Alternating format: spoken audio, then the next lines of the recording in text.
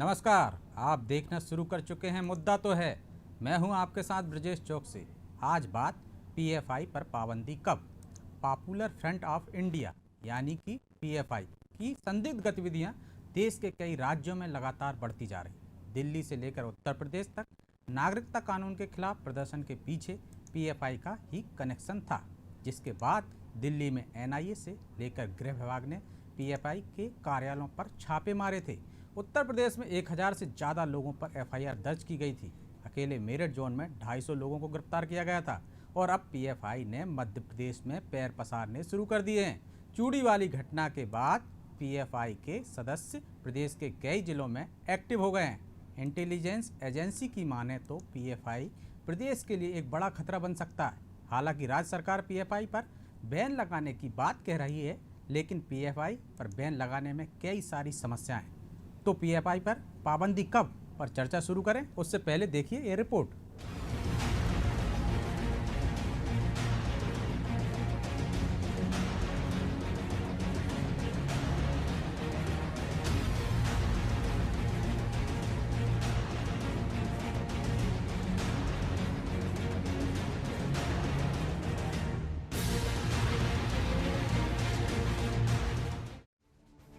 कट्टरपंथी इस्लामी संगठन popular front of India यानी कि पीएफआई देश में लगातार अपना विस्तार कर रहा है। केरल से शुरू हुआ ये संगठन अब मध्य प्रदेश तक पहुंच चुका है। बीते कुछ दिनों से मध्य प्रदेश में इस संगठन की एक्टिविटी देखने को मिल रही है। इंटेलिजेंस ने प्रदेश को पीएफआई से बड़ा खतरा बताया है। इंटेलिजेंस के अनुसार प्रदेश में पीएफआई के 650 से ज्यादा सदस्य सक्रिय हैं। इतना ही नहीं, पीएफआई के सिमी से कनेक्शन के इंटेलिजेंस इनपुट भी मिले हैं। जानकारी के अनुसार पीएफआई ने इंदौर, उज्जैन, खंडवा, बुरहानपुर, रतलाम समेत प्रदेश भर में नेटवर्क फैला लिया है। हालांकि अभी तक शांत तरीके से अपनी एक्टिविटी कर रहा पीएफआई चूड़ी वाली घटना के बाद सुरक्षा एजेंसियों की रडार पर आ गया है और अब खुफिया एजेंसियों की इनपुट के बाद राज्य में पीएफआई को बैन करने की तैयारी चल रही है। इंटेलिजेंस इनपुट के बाद राज्य सरकार मंथन कर रही है। मुझसे मुस्लिम समाज का प्रतिनिधिमंडल कल आके मिला था पीएफआई पर रोक लगाने के लिए। मैंने उनके आवेदन को विभाग के अंदर भेजा है राय लेने के लिए और जल्दी उसको संज्ञान में लेकर उस पर आगे हम बढ़ेंगे। मध्य प्रदेश में किसी भी देशद्रोही को बख्शा नहीं जाएगा, ये सुनिश्चित कर लें। देश को तोड़ने वाला, देश की आबोहवा को बिगाड़ने वाला और देश की एकता अखंडता पर कुठाराघात करने वाला व्यक्ति कोई भी होगा वो बख्शा नहीं जाएगा।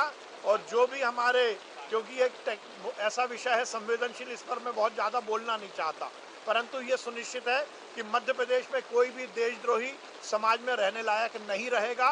वो जहाँ भी होगा उसको पकड़कर जो भी करना होगा वैसा किया जाए। प्रदेश में पीएफआई के साथ राजनीति भी एक्टिव हो गई है। राज्य सरकार जहां पीएफआई पर बैन लगाने की बात कर रही है, तो वहीं बीजेपी के विधायक और नेता इसे कांग्रेस की साजिश करार दे रही हैं।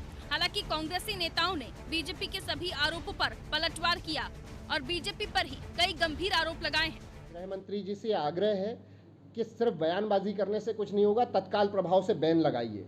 इस मध्य प्रदेश के अंदर जब दिग्विजय सिंह जी मुख्यमंत्री थे, उन्होंने तत्काल प्रभाव से सिमी जैसे आतंकवादी संगठन पर बैन लगाया था। उसकी गतिविधियों को देखते हुए आप उनका अनुसरण कीजिए। पूरा मध्य प्रदेश आपके साथ खड़ा हुआ है। मध्य प्रदेश की लचर कानून व्यवस्था, जिस प्रकार से बदहाल कानून व्यवस्था आज देखने को आ रही है, इतनी मुझे नहीं लगता कि मध्य प्रदेश के इतिहास में कभी आई थी। चाहे वो नेमावर जैसा कांड हो, चाहे वो नीमच का कांड हो, चाहे महिला सुरक्षा की हम बात करें, चाहे लगातार बिगड़ती हुई कानून व्यवस्था की हम बात करें, महिलाओं की, माताओं बहनों की सुरक्षा की हम बात करें।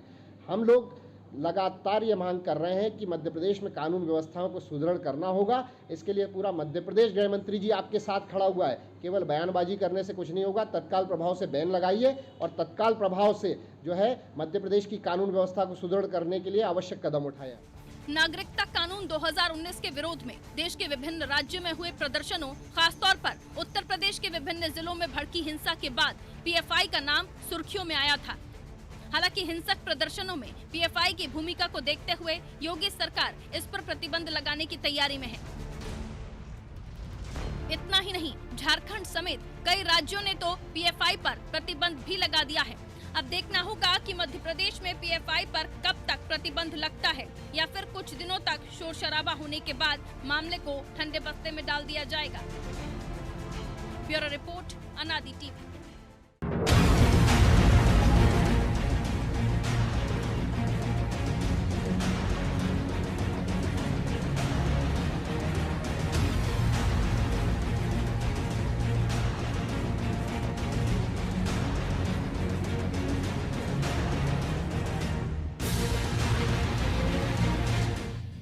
नेशनल इन्वेस्टिगेशन एजेंसी यानी कि एनआईए के मुताबिक पीएफआई के वर्तमान में देश के 23 राज्यों में अपनी पैंठ जम चुकी है।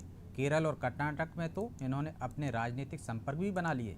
पीएफआई के बारे में कहा जाता है कि उसका केरल मॉड्यूल आईएसआईएस के लिए काम कर रहा था। वहां से इसके सदस्यों ने सीरिया और इराक में आईएसआईएस को भी ज्वाइन किया। पीएफआई का राष्ट्रीय महासचिव अब्दुल रहमान पहले सिमी का राष्ट्रीय सचिव रह चुका है, जबकि पीएफआई का राज्य संगठन सचिव अब्दुल हमीद इसके पहले 2001 में सिमी में इसी पद पर था। पीएफआई के साथ आज के समय में 15 से ज़्यादा मुस्लिम संगठन जुड़े हुए जो किसी समय समय पर देश विरोधी गतिविधियों करते रहते हैं। तो पीएफआई पर पाबंदी कब पर चर्चा के लिए हमारे साथ मौजूद हैं भाजपा प्रवक्ता चेतन सिंह और कांग्रेस प्रवक्ता डॉक्टर राम पांडे और सुप्रीम कोर्ट के जाने माने अधिवक्ता मनु रॉय। तीनों मेहमानों का बहुत बहुत स्वागत है अनादि टीवी पर। चेतन जी, शुरुआत आपसे करते हैं। आज इधर उधर की बात क्यों कर रहा हो, सीधी पाबंदी लगाइए जैसा कांग्रेस कह रही है, यदि आपके पास सबूत हैं तो। अब तो मुस्लिम संगठनों ने भी आके कह दिया कि उस पर पाबंदी लगा देना चाहिए। इंदौर की घटना बात इधर उधर की नहीं है। जब हिंदुस्तान के अनेक राज्यों में अगर इस पर पाबंदी है तो कुछ एविडेंस रहेंगे, तभी तो केंद्रीय गृह मंत्रालय ने इन सारी बातों की कवायद की और इसलिए अनुमति दी है। कांग्रेस को बात करने का हक नहीं है। कांग्रेस, क्योंकि कांग्रेस की सरकार केरल हाई कोर्ट में पीएफआई पर से प्रतिबंध हटाने के लिए गई है। ये मैं केवल एक पार्टी के नाते नहीं, आप चाहें तो उसको एविडेंस के रूप में गूगल सर्च करके देख भी सकते हो। सरकार ने एफिडेविट दिया है कि पीएफआई सिमी से अलग हुआ, ये सामाजिक संगठन हो गया है, ये सरकार से कुछ मुद्दों पर अपनी अलग राय रखता है और लोकतांत्रिक तरीके से वो अपनी बात को कहना चाहता है, इसलिए इसका प्रतिबंध खत्म किया जाए। लेकिन केरल हाई कोर्ट को मैं धन्यवाद देना चाहता हूं। जुडिशरी सदैव इस देश के संरक्षक रही है। उन्होंने सारे एविडेंस, केरल पुलिस के जो बम, जो दस्तावेज, जो विभिन्न प्रकार के इनके काले करतूते थी, उन सारे एविडेंस को देखते हुए जिस प्रकार के विध्वंस इन लोगों ने किए हैं। जी चेतन जी, आपकी बात लगता है चेतन जी से हमारा तकनीकी कारणों से संपर्क नहीं टूट पाया। मनु राय जी, आपके पास आना चाहूँगा। झारखंड में हमने देखा है प्रतिबंध लगा दिया है, केरल में प्रतिबंध लगाने की प्रक्रिया हुई थी, उत्तर प्रदेश ने केंद्र सरकार को सिफारिश की है। राज्य सरकारें भी चाहें, यदि हम झारखंड में देख रहे हैं कि कोर्ट ने कहा है कि राज्य सरकारों को भी अधिकार है, वो चाहे तो प्रतिबंध लगा सकती हैं। एक अधिकार होता है पूरे देश में, जिस तरह सिमी पर प्रतिबंध लगा था उस तरह केंद्र सरकार चाहे तो पीएफआई पे भी प्रतिबंध लगा सकती है। तो क्या वजह देखते हैं आप, राज्यों के पास उतने सबूत नहीं होते हैं तब बयानबाजी करते हैं, या सीधा प्रतिबंध लगाने का अधिकार नहीं है उनको?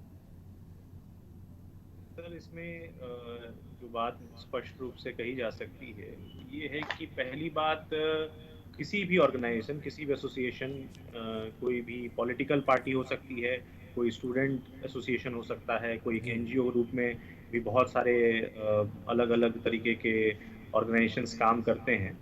कुछ अपना मोटिव कुछ दिखाते हैं और एक्चुअली उस मोटिव के पीठ पीछे करते कुछ और हैं।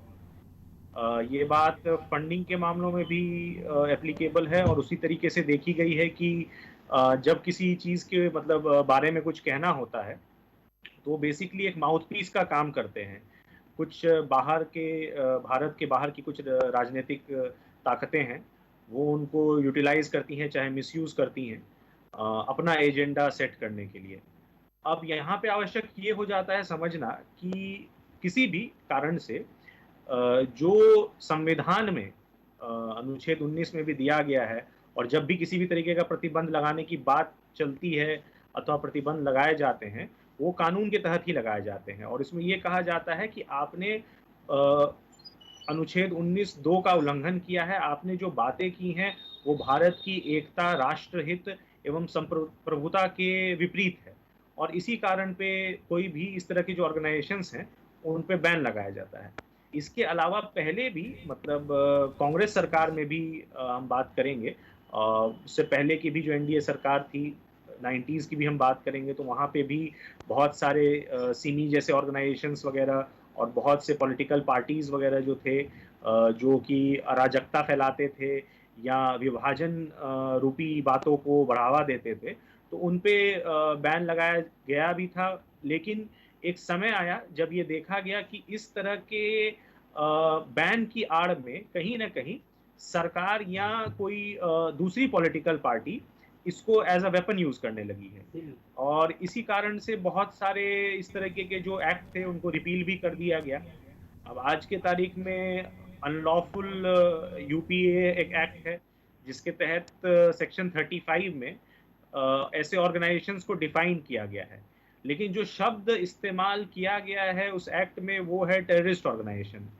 अब कोई पॉलिटिकल पार्टी या चाहे स्टूडेंट पार्टी या कोई एक कहा जाए कि एक संस्था कोई ऐसी बात करती है तो सिर्फ बात करने से वो टेररिस्ट तो नहीं कहलाएगी। सबसे पहली बात, माननीय सुप्रीम कोर्ट ने भी जब सेडिशन के ऊपर जजमेंट आया था और बहुत स्पष्ट रूप से ये क्लियर कर दिया है कि जब भी ये बोला जाएगा कि आप पे राजद्रोह का मुकदमा चलाया जाता है या आपको राजद्रोह का दोषी माना जाएगा, तो उसमें एक बहुत ही एसेंशियल इंग्रेडिएंट ये है कि आपके द्वारा अराजकता अथवा हिंसा उकसाने की बात की जानी चाहिए और उस बात के फर्दरेंस में कोई कार्य किया जाना चाहिए। जब तक ऐसा नहीं है तब तक ये नहीं कहा जा सकता कि आप राजद्रोही हैं या आपने राजद्रोह किया है। तो उसी तरीके से हर ऑर्गेनाइजेशन पे, हर संस्था पे एक ब्लैंकेट बैन नहीं लगाया जा सकता। वो फिर मतलब एक कहा जाए जमहूरियत के ही खिलाफ है, डेमोक्रेसी के ही जो बेसिक प्रिंसिपल्स हैं उसके खिलाफ हैं। पीएफआई की हम बात कर रहे हैं मनु जी, जिस पीएफआई की हम बात कर रहे हैं, उत्तर प्रदेश के मामले में तुषार मेहता जी ने सुप्रीम कोर्ट को जानकारी दी है, केंद्र सरकार भी इस पर प्रतिबंध लगाने पर विचार कर रही है। कई राजनीतिक हत्याओं में इनकी संलिप्तता आई है, तो फिर क्या वजह है, क्यों नहीं हो रहा है? देखिए, नहीं होने का कारण तो अब वहाँ के जो मतलब राज्य के जो रिप्रेजेंटेटिव्स हैं वो वहाँ की सरकार से सवाल करना चाहिए क्यों नहीं हो रहा। उनको क्या कोई पॉलिटिकल बैकिंग मिल रही है या उनको कोई ब्यूरोक्रेटिक प्रोटेक्शन, पॉलिटिकल कोई उनको शरण दे रहा है या किसी भी तरीके से सपोर्ट कर रहा है, या ये भी कई बार बात उठती है कि किसी एक पर्टिकुलर ग्रुप को नाराज नहीं करने के लिए या एक पर्टिकुलर ग्रुप के इंटरेस्ट को ख्याल में रखते हुए ऐसे कार्य नहीं किए जाते हैं या बैन नहीं लगाए जाते हैं। देखिए, सबसे बड़ी बात है बिना किसी पॉलिटिकल पार्टी से कोई लिंक, तो दूसरी बात हुई, तो एक बेसिकली पॉलिटिकल एजेंडा होता है, राजनीतिक इंटरेस्ट होते हैं उसमें लोगों के। पर सबसे जरूरी ये चीज है कि क्या एक्चुअली में ऐसी बात जो वो कर रहे हैं या पीएफआई जो कार्य जिस तरह के कर रहे हैं, क्या वो देश विभाजन या देश तोड़ने वाली कुछ बातें हैं या उसके अग्रतर उन्होंने ऐसा कुछ कार्य किया है, और अगर किया है तो सबसे बड़ा सवाल ये है क्या इसका निर्णय पहले ही सरकार ले लेगी या आप किसी सक्षम न्यायालय से प्रॉपर एविडेंस या प्रॉपर कुछ आप सबूत या गवाह या कोई भी साक्ष्य प्रस्तुत करके आप एक सक्षम न्यायालय से ये बैन लीजिएगा। साहब, कि झारखंड में जब प्रतिबंध लगाया सरकार ने तो तकनीकी खामियों के कारण कोर्ट ने उसको खारिज कर दिया था। इसके बाद झारखंड सरकार नए तथ्यों के साथ और पूरी प्रक्रिया अपनाते हुए कोर्ट गई तो वहाँ पे बैन लगा हुआ है, तो अन्य राज्य भी इसको अपना सकते हैं। चेतन सिंह जी, आप एक वर्ग को नाराज नहीं करना चाहते शायद, या आपके पास उतने प्रमाण नहीं है इसलिए आप बैन नहीं लगा रहे हैं, सिर्फ बात कर रहे हैं जैसे यूपी सरकार कह रही है? देखिए, अगर इसके खिलाफ अगर एविडेंस नहीं होते तो एनआईए की छापेमारी नहीं होती, और एनआईए की छापेमारी हाथरस कांड को लेकर के जो ही अगर आप उसके एविडेंस देखेंगे तो मुझे लगता है कि देश के उन तमाम लोगों की आंखें खुल जाएंगी जो इस तरह के संगठनों का कहीं ना कहीं समर्थन करते हैं, घोषित और अघोषित रूप से। कई लोग फ्रंट पर हैं तो कोई पर्दे के पीछे से। किस तरह से सांप्रदायिक उन्माद वैमनस्य पैदा करने की एक षड्यंत्र करके आजमगढ़, बनारस, जौनपुर, गाजीपुर, मऊ, गोंडा, बहराइच, अनेक उत्तर प्रदेश और पश्चिम उत्तर प्रदेश का मेरठ इसका केंद्र रहा है। तो एविडेंस की कमी नहीं है, केंद्र सरकार भी इस पर विचार कर रही है और राज्य सरकार भी इस पर विचार कर रही है। मुझे लगता है कि इस पर सारे देश में एक साथ अब प्रतिबंध लगना चाहिए और इसकी सरकार ने तैयारी कर ली। रही बात, आपने कहा है कि हम किसी वर्ग को नाराज नहीं करना चाहते, तो हम किसी वर्ग, जाति, धर्म विशेष की चिंता नहीं करते, हम हिंदुस्तान की चिंता करते हैं। हम यहाँ रहने वाले 130 करोड़ हिंदुस्तानियों की चिंता करते हैं, जिनके दिल में वतन और हिंदुस्तान पलता है, हम उसकी चिंता करते हैं। इस हिंदुस्तान में नफरत के बीज, इस हिंदुस्तान में आईएसआई तालिबान के बीज बोने की जो भी कोशिश करेगा, पूरी ताकत के साथ उस फन को कुचलेंगे और इसमें कोई इफ एंड वर्ड से नहीं है। और इसमें हम कभी ये भी नहीं विचार करेंगे कि कुर्सी रहेगी या नहीं रहेगी, आएगी या जाएगी, क्योंकि देश हमारे लिए प्रथम है, हम प्रथम नहीं है। रही बात इस पर बैन करने की, मुझे लगता है मध्य प्रदेश में भी पर्याप्त इस बात के एविडेंस आए, क्योंकि मालवा का जो हमारा रतलाम है, मंदसौर है, उज्जैन है, बुरहानपुर है, खंडवा है, इसमें पीएफआई के खिलाफ पर्याप्त एविडेंस मिले हैं और इन सारे एविडेंस का कहीं ना कहीं पूरा परीक्षण हो रहा है। उस जूड़ी वाली घटना को लेकर के जो सारे तथ्य हैं, ये सारे तथ्य भी कहीं ना कहीं एविडेंस के रूप में काम करेंगे। मध्य प्रदेश के गृह मंत्री आदरणीय नरोत्तम मिश्रा जी ने जिस प्रकार का वक्तव्य दिया है, मुझे लगता है राज्य सरकार भी कहीं ना कहीं अब पीएफआई पर प्रतिबंध लगाने की तैयारी कर रही है। मैं कांग्रेस के वीरेंद्र फंगल जी को भी धन्यवाद देता हूँ। कम से कम पहली बार कांग्रेस के किसी प्रवक्ता ने कहा है कि नहीं नहीं, इस प्रकार का अगर कोई संगठन है तो उस पर प्रतिबंध हमको लगाना चाहिए। हम सबको मिल करके पहले प्रदेश, देश की चिंता करना चाहिए, न किसी व्यक्ति विशेष, जाति, धर्म, पंथ, संप्रदाय, उपभोक्ता। चलिए पांडे जी, क्या पीएफआई पर प्रतिबंध लगना चाहिए या सिर्फ एक सियासी बयानबाजी है, सियासी लाभ उठाने के लिए इस तरह की पेशकश की जा रही है कुछ नहीं हाथ में? क्या लगता है आपको? अब मेरे पास कहने के लिए बचा कहाँ, बीजेपी के प्रवक्ता ने सब तो बोल दिया। उनके पास सबूत हैं, प्रमाण हैं, पीएफआई के अगेंस्ट में योगी जी के पास प्रमाण है, शिवराज जी के पास प्रमाण है, पुलिस के पास प्रमाण है। फिर नौटंकी क्यों चल रही है बैन लगाने में? देरी क्यों हो रही है? जब सब कुछ है, बोल रहे हैं कि किसी देश विरोधी को नहीं छोड़ा जाएगा, देशद्रोही को नहीं छोड़ा जाएगा, तो इसलिए तो हम कहते हैं भारतीय जनता पार्टी केवल मुंह चलाती है, काम नहीं करती है। भाई डिबेट करने की जरूरत ही नहीं थी, इसके पहले ही बैन लग जाना चाहिए था। यदि आपके पास सबूत हैं, प्रमाण है और सबूत है, प्रमाण है, तो उसमें देरी होनी नहीं चाहिए। भाई हमारे पास सिमी के अगेंस्ट में सबूत और प्रमाण थे, हमने लगा दिया था सिमी पर बैन। और देश में जो भी नफरत फैलाता है, जो भी कट्टरपंथी वर्ग है, जो भी देश को तोड़ने की बात करता है, चाहे वो संगठन हो या इंसान हो, उस पर बैन लगना ही चाहिए। हम देख रहे हैं सोशल मीडिया हो, यहाँ तक कि कई मीडिया संगठन भी हैं जो दिन रात नफरत फैला रहे हैं, उन पर भी बैन लगना चाहिए। सोशल मीडिया पर जो लोग देश को तोड़ने की बात करते हैं, देश में नफरत फैलाने की बात करते हैं, उन पर भी बैन लगना चाहिए। कई मंत्री, केंद्रीय मंत्री, मुख्यमंत्री भी देश को तोड़ने की बात करते हैं, देश में आग लगाने की बात करते हैं, देश में वर्ग विशेष में संघर्ष कराने की बात करते हैं, उन पर भी बैन लगना चाहिए। पीएफआई के अगेंस्ट में तो अभी बीजेपी के प्रवक्ता भी कह रहे हैं, आपने भी कहा, दिल्ली दंगे, मुजफ्फरनगर दंगे और कौन कौन सी घटनाओं के सबूत हैं, तो फिर हम डिबेट किस बात पे कर रहे हैं? जब सबूत हैं, प्रमाण है, डबल इंजन की सरकार है, यूपी में सरकार, एमपी में सरकार, केंद्र में सरकार, तो मुझे तो लग रहा है हम डिबेट करके अपना और जनता का समय खराब कर रहे हैं। तो हमारे डिबेट पांडे जी, होने के पहले ही बैन लग जाना चाहिए था। पांडे जी, आपने भी सिमी के साथ बजरंग दल पर भी प्रतिबंध लगाने की मांग की थी, सिफारिश की थी, बाकायदा दिग्विजय सिंह जी ने पत्र लिखा था। तो वैसा ही तो नहीं है जैसा ये कह रहे हैं कि आपने भी बस सिर्फ राजनीतिक एजेंडे के लिए सिफारिश की थी? तो क्या आप बजरंग दल को आतंकवादी संगठन मानते हो क्या? वो आतंकवादी गतिविधियों में लिप्त मानते हो क्या? आप मानते हैं क्या? आप कांग्रेस को आतंकवादी संगठन मानते हैं? आप किसानों कांग्रेस पे प्रतिबंध लगाने की कौन बात कर रहा है? 24 घंटे कहता है किसान देशद्रोही है, आप 24 घंटे कहते हैं किसान देशद्रोही है। मैं आपसे पूछता हूँ, किसान देशद्रोही है क्या? आपको किसान को देशद्रोही मानते हैं?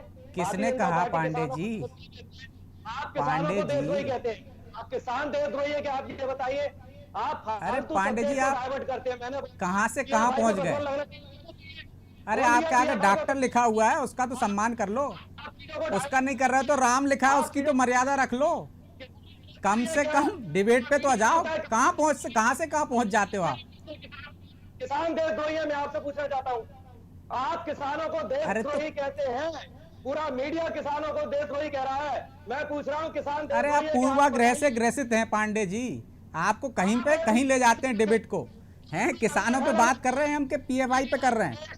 आपके पास उनकी पैरवी करने के लिए कुछ बचा नहीं है, तो आप इधर शुरू हो गए, किसान आंदोलन पे चले गए। मीडिया देश में दंगे फैलाना अरे चाह रही है। मीडिया देश में डॉक्टर साहब दंगे उसी फैलाना मीडिया पे बैठ के चिल्ला रहे हो आप मुझे लगता है पूर्वाग्रह से ग्रसित हो, मुद्दे पे आते ही नहीं हो, मुद्दे से इधर उधर चले जाते हो, है ना। आपके दिमाग में पहले से बैठा रहता है। कब की आपने चेतन जी, हिंदू मुस्लिम एकता पर कभी डिबेट की आपने? हिंदू मुस्लिम एकता पर एक डिबेट की हो आपने तो बता दीजिए। हिंदू मुसलमानों में नफरत फैलाने के लिए आपने केवल डिबेट की है। आप हिंदुओं ने यदि किसी मुसलमान बच्ची की शादी की, आपने नहीं रोका। किसी मुस्लिम डॉक्टर साहब, बच्ची की शादी की, आपने डॉक्टर नहीं साहब, रोका। मुसलमान जहां मुझे लगता है भाईचारे आपको से इलाज की जरूरत है। डॉक्टर आप साहब, मेरी बात को काट रहे हैं। आप मुझे रोक रहे हैं। काट नहीं रहे हो बात को, आप ही इधर उधर जा रहे हो, मुद्दे पे आ जाओ ना। बीजेपी प्रवक्ता को आप बोलने देते हैं, बीजेपी प्रवक्ता अरे के मालिक, सामने आप कुछ करते हैं। आपको आप किसने सामने टोका? बोलने देते हैं। आप ही तो कहीं से कहीं पहुंच जाते हो। आप समझते हैं बीजेपी प्रवक्ता को आपने नहीं अरे टोका। बीजेपी राम प्रवक्ता नाम का तो बीच कम में से कम वो रख लो, नहीं किया। मर्यादा तो रख लो थोड़ी बात की। आप मीडिया नफरत फैला रहा है, मीडिया हिंदू मुसलमान कर रहा है। हिंदू मुसलमानों को मिलाने की बात करो। आप हिंदू मुसलमानों में नफरत प्रतिबंध लगाओ। क्यों चेतन जी, हो रही है? आप बोलिए ना, चेतन जी, उनका इंटरव्यू लिया 7 साल में, क्या इंटरव्यू लिया उन्होंने? उनका आपने कोई प्रेस कॉन्फ्रेंस ली? उन्होंने किसकी? सवाल पूछा आपने? आप मोदी जी प्रेस कॉन्फ्रेंस क्यों नहीं सबसे लेते? सवाल पूछते हैं, आप भी बैठे हैं, वो भी बैठे हैं। सीधा पूछिए। अरे आपसे भी पूछते हैं, उनसे ही पूछते हैं भाई। आप तो, नहीं लगाया जा रहा। मैंने कहा ना, आप पूर्वाग्रह से ग्रसित हैं डॉक्टर साहब। क्यों प्रतिबंध नहीं लगाया जा रहा? आप बताइए। आप ग्रसित हैं। आपको बीजेपी से सैलरी मिल डिग्री विग्री ठीक है आपकी? बीजेपी तनख्वाह दे रही है, आपकी दुकान बंद हो जाएगी। आपने बीजेपी के प्रवक्ता को नहीं टोका। मुझे आप शुरू से अरे डॉक्टर साहब, राहुल गांधी तो अमेठी से वहां चले गए हैं, वायनाड। आप तो कम से कम मुद्दे पे रहो, पीएफआई पे। किसानों पे कहाँ जा रहे हो? आ जाओ, मुद्दे पे बात करते हैं अपन, मुद्दे पे बात करते हैं। ऐसे टाइम खराब मत करो, आपके पास कोई जवाब देने को नहीं है, आप उनकी पैरवी करना चाह रहे हो इसलिए लगे हुए हो। या तो तथ्यों के साथ बात करो। पांडे जी, समय खराब होगा, क्या मतलब है? पांडे जी, मजबूरी में आपका ऑडियो गिराएंगे, फिर आरोप लगाओगे आप। पांडे जी, आप एक लाइन नहीं सुन रहे। पांडे जी, पांडे जी को लगता है दौरा पड़ता है। चेतन जी, उत्तर प्रदेश में क्यों नहीं लगाया आपने प्रतिबंध? केंद्र सरकार क्यों नहीं लगा रही प्रतिबंध? जब ANIA की रिपोर्ट आ रही है, तमाम रिपोर्टें हैं, इसके बावजूद पूरे देश में प्रतिबंध लगा दी। उसी तरह पीछे हट रहा है क्या, जिस तरह यूपीए सरकार बजरंग दल पे प्रतिबंध लगाने से पीछे हट गई थी? क्या वोट बैंक दिख रहा है? देखिए चौकसे जी, हमारी सरकार प्रतिबंध पूरी तैयारी के साथ लगाएगी। हमारी सरकार उस तरह का प्रतिबंध नहीं लगाएगी जिस प्रकार का दिग्विजय सिंह जी ने अनेकों बार बिना किसी जांच पड़ताल किए हम पर ही प्रतिबंध लगा दिया था, आपको याद होगा जी। तो हम इस प्रकार का प्रतिबंध नहीं लगाएंगे कि सब दिन चले लड़ाई को गए और 2 महीने में टिका नहीं, वो निकल लिए। क्या इस देश की जनमानस को, देश के लीडरों को, देश में तमाम राजनीतिक दलों को, कार्यकर्ताओं को ये पता नहीं कि किस प्रकार से मीडिया इस देश का सकारात्मक और नकारात्मक दोनों पक्ष रखता है? क्या हमको लोकतंत्र के चौथे खंबे पर इस प्रकार के अपशब्दों की बौछार सुनने के लिए बैठना पड़ेगा? ये तो हमने कभी कल्पना नहीं की थी। जहां तक रही PFI प्रतिबंध, हम फिर से इस बात को प्रतिबद्ध हैं कि वो कोई भी संगठन हो, PFI ही नहीं, चाहे जो संगठन हो, जो इस देश में, इस प्रदेश में अराजकता, वैमनस्यता फैलाना चाहेगा, उसको पूरी ताकत के साथ हम कुचलेंगे भी, प्रतिबंध भी लगाएंगे। उस पर लेकर के कहीं कोई इफ एंड बट्स नहीं है। आपने देखा होगा कि जिस प्रकार की चूड़ी वाला मामला, जिस प्रकार के उज्जैन में पाकिस्तान के जिंदाबाद के नारे जिन लोगों ने लगाए थे, उनको ऐसा जमींदोज किया है कि भारत की भूमि पर सिर छिपाने के लिए उनको कोई जगह नहीं मिल रही। तो ऐसा नहीं है कि सरकार की नीति और नियत में कोई अंतर है। हमारी नीति, नियत, दिशा सब बहुत स्पष्ट है। जो हमारे तो वैसा ही तो नहीं है कि 2008 में केंद्रीय गृह राज्य मंत्री थे शकील अहमद, उन्होंने कहा था कि 4-5 राज्य सिफारिश कर देंगे तो हम बजरंग दल पे प्रतिबंध लगा देंगे। तो उसी की तैयारी कर रहे हो। उत्तर प्रदेश ने कर दी हो, मध्य प्रदेश भी सिफारिश कर देगा, 1-2 और राज्य कर देंगे तो पूरे देश में ही लगा दें। ऐसी कोई पटकथा लिखी जा रही है क्या? नहीं, मध्य प्रदेश को अगर प्रतिबंध लगाना है तो मध्य प्रदेश अपने साक्ष्यों के आधार पर प्रतिबंध लगाएगा और इस प्रकार का प्रतिबंध लगाएगा कि वे हाई कोर्ट, सुप्रीम कोर्ट कहीं भी जाएं, फिर उसमें रिलीफ नहीं मिले। जिस प्रकार से मैंने अभी आपको उदाहरण दिया ना कि केरल हाई कोर्ट में, केरल की कांग्रेस की सरकार गई कि जो प्रतिबंध PFI पे लगाया है इसको हटा लेना चाहिए, तो हाई कोर्ट को जो फटकार हाई कोर्ट ने सरकार को लगाई है, इस प्रकार का शर्मिंदगी का कृत्य हमको नहीं करना है। हम पूरी तैयारी के साथ, पूरे एविडेंस के साथ, मध्य प्रदेश के हितों को ध्यान में रखते हुए इस पर पूरी तैयारी के साथ प्रतिबंध लगाएंगे और निश्चित रूप से लगाएंगे। कल ही माननीय मुख्यमंत्री जी को शायद चिट्ठी लिखी है मुस्लिम संगठनों ने और माननीय गृह मंत्री जी से मिलकर के उनको पत्र भी सौंपा है और जांच की मांग की और अंडर प्रोसेस है सारा मामला चौकसी जी, और बहुत जल्द मध्य प्रदेश सरकार इस पर कानूनी राय लेकर के उचित कदम उठाएगी। पांडे जी से 30 सेकंड में जवाब दे दें। पांडे जी, क्या आप इनके समर्थन में हैं? क्या प्रतिबंध लगाएंगे तो तैयार हैं, नहीं तो फिर कहेंगे आपके मेरे पास नहीं आया क्योंकि समय कम है। जी जी, भी आप बीजेपी प्रवक्ता से पूछ लीजिए, आप बीजेपी की चमचागिरी। चलिए राय साहब, क्या 4-5 राज्य यदि सिफारिश कर देंगे तो पूरे देश में प्रतिबंध लग जाएगा? इसकी तैयारी चल रही है, या राज्य सरकार चाहे तो उसके पास सबूत है, प्रतिबंध लगा सकती है, कानून में प्रावधान है उसके पास। झारखंड हाईकोर्ट उसमें स्पष्ट कर चुकी है। जी बिल्कुल, देखिए बहुत से ऐसे ऑर्गेनाइजेशंस हैं, खासकर अगर आप नॉर्थ ईस्ट में देखेंगे, नॉर्थ ईस्ट एक सेगमेंट रहा है जहाँ पे अफ्स्पा बहुत समय से जो एक केंद्रीय एक्ट है वो फोर्स में रहा है, परंतु समय समय पर वहाँ की राज्य सरकारों ने अलग अलग स्टूडेंट एसोसिएशंस जो मतलब साम्राज्यवादी और उस तरीके के जो मतलब देश तोड़ने वाले जो ऑर्गेनाइजेशंस हैं, जिसमें से काफी सबके कुछ मिलिटेंट और इंसर्जेंट एक्टिविटीज भी रही हैं, तो उनपे at different point of time उन्होंने बैन लगाया है। वो अलग अलग फ्रंट्स रहे हैं, अलग अलग ऑर्गेनाइजेशंस रहे हैं, क्योंकि देखिए लॉ एंड ऑर्डर जो है वो राज्य के अधिकार का क्षेत्र है, वो राज्य सरकार चाहे तो उस पर प्रतिबंध लगा सकती है। आप तीनों का चर्चा में शामिल होने के लिए बहुत बहुत धन्यवाद। क्योंकि समय इजाजत नहीं देता राज साहब, इसलिए आपको यहीं रोकना पड़ेगा। सरकार चाहे तो प्रतिबंध लगा सकती है, लेकिन क्यों नहीं लगा रही? क्या कोई ध्रुवीकरण की उम्मीद है उसे, या सिर्फ एक वर्ग को डराना चाहती है? क्या वजह है? यदि सबूत हैं तो प्रतिबंध लगाइए, जिस तरह से झारखंड ने लगाया है। उत्तर प्रदेश और अन्य राज्य, यदि 5 राज्य सिफारिश करेंगे तो केंद्र सरकार प्रतिबंध लगा देगी, लेकिन कहीं ना कहीं आरोप ना लगें सरकारों पर एक वर्ग विशेष को प्रतिबंधित करने का। शायद यही एक डर है कि पीएफआई पर अब तक पाबंदी नहीं लगी है। इंतजार करते हैं कब पाबंदी लगती है। मुद्दा तो है। मैं आज इतना ही, मुझे दीजिए इजाज़त और आप देखते रहिए अनादि टीवी। नमस्कार।